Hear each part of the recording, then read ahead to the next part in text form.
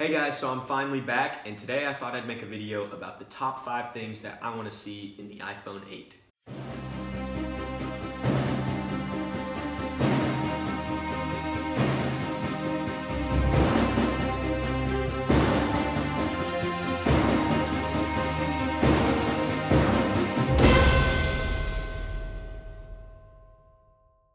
So the first thing I want to see is an edge-to-edge OLED display. I know Samsung just did this with their Galaxy S8, and to have a display that goes literally from bottom to top with as little bezels as possible, it looks absolutely incredible, and there's no comparison.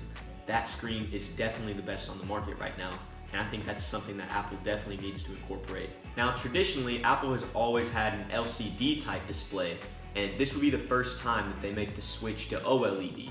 But I think we can all agree when we say that OLED is miles beyond LCD.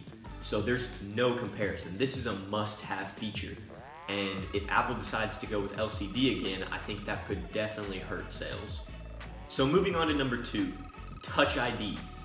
This definitely needs to be on the front of the phone. I know the biggest mistake that Samsung made with the Galaxy S8 is the fact that they put their fingerprint sensor on the back of the phone.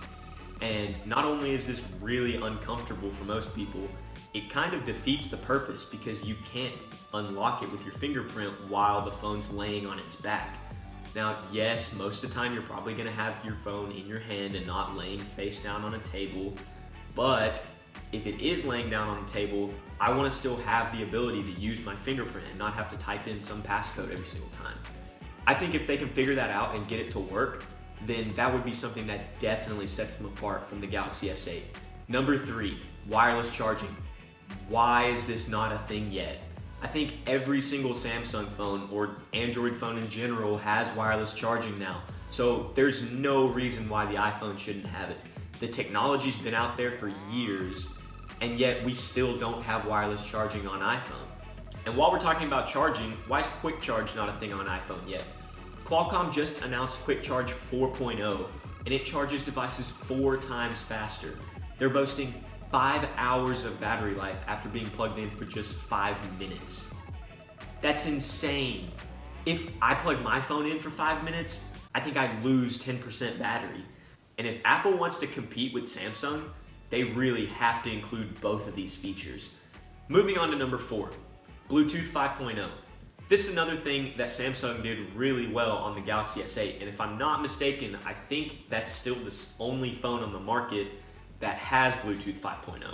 But Bluetooth 5.0 increases the range of Bluetooth from the standard 30 feet from your source to 120 feet. Bluetooth 5.0 also gave them the ability to pair 2 separate Bluetooth speakers to the same device.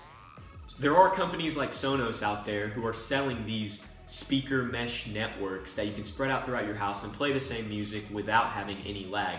But typically those systems are really expensive, not to mention you might already have 2 portable speakers that you want to use together, but you can't right now.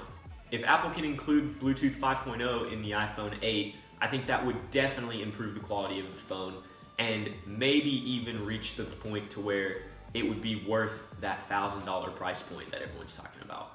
Speaking of price, that moves us into number 5. The iPhone 8 needs to be lower than that $1,000 price point that everyone keeps talking about. How many models of iPhone are we going to see this fall? There are a lot of rumors going around saying that we're going to see 3 different models: an iPhone 7s, an iPhone 7s Plus, and an iPhone 8.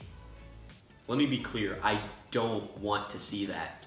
The iPhone 7 wasn't that different from the iPhone 6 or iPhone 6s, so it's honestly a boring design at this point. We don't want to see another iPhone 7, so don't give us an iPhone 7s that just copies the same old design and just adds one little gimmick that no one's going to use. Give us the phones that we want, the iPhone 8 and the iPhone 8 Plus, and by only having these 2 models, there's no reason to increase the price point. Thanks for watching, guys. Those are the top 5 things that I want to see from the iPhone 8. Please leave comments below about what you want to see or what you don't want to see. If you like this video, please leave a thumbs up, subscribe. Peace.